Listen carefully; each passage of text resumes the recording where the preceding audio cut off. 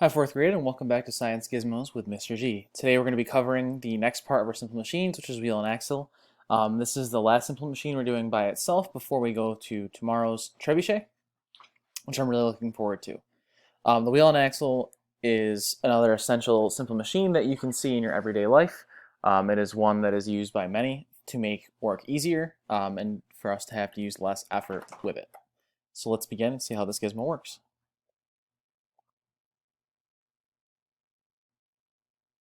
Okay, so we have here our wheel and the axle, which is in the middle. The axle is the piece that the wheel sits on and spins, kind of like your car, or in fact, exactly like your car.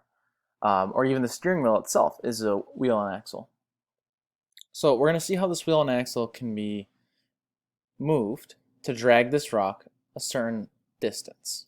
So we can even change the size of the wheel to see how much effort is needed, just like how we could change how many pulleys we had, how we could change the length of the inclined plane, to see how much work is needed with the change of that. Same thing with the radius. You can change how big the radius is of the axle. But let's start with just the basic we had. So we have our barbarians here, who are going to be pushing our wheel and spinning it, which then brings this rope around, thus pulling this closer. So let's see if one barbarian is enough. Nope. Perhaps two. Nope. Three. Wow, this is a heavy rock for sure. 4. 5 is going to need all of them, perhaps, for the first one. 6. 7. Yep, it's going to need all of them. 8.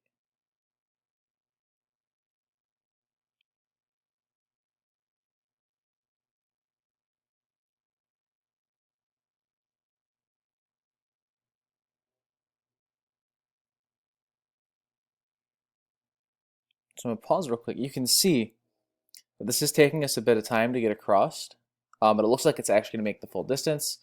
Even tells us the distance that each barbarian walked. That's essentially how many spins around. And then the force exerted by each barbarian, it's about this much, whatever this scale is. This is their measure for it. If you were to, let's say, let's reset this. Let's say we take 2 barbarians off. Let's make it 3. Do the same thing.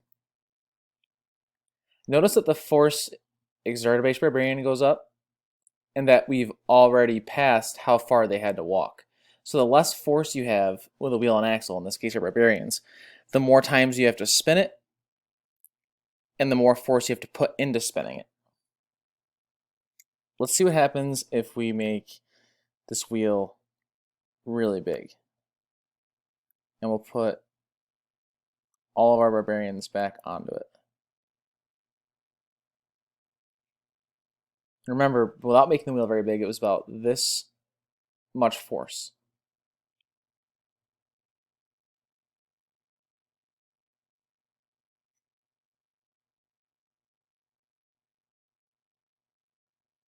Okay, so making the wheel bigger didn't change how much force was exerted by each barbarian, but it did, however, make the distance walked much longer. We're already way past that. We haven't even gone as far.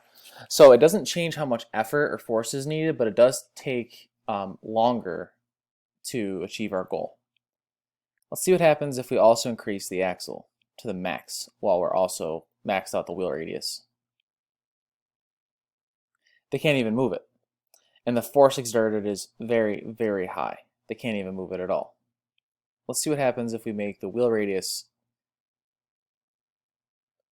smaller, but the axle radius really big. Same thing. Perhaps because the axis is too big. Let's see if we just kind of put them both in the middle, see what happens. Okay.